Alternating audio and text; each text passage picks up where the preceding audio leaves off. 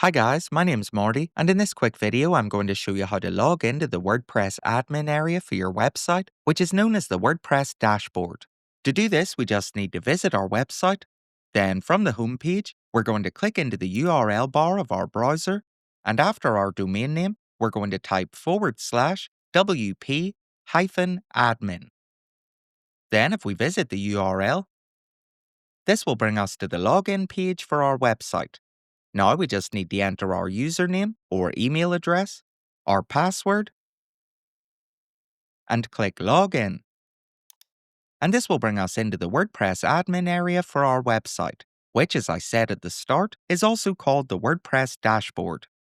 Then if we want to visit our website, we just need to click our site title in the top left, and this will bring us to our website. And then we can click it again to get back to the dashboard. So that's us now at the end, and that was how to log into WordPress. If you found this video helpful, please give it a like to show your support and subscribe to the channel for more WordPress tutorials like this.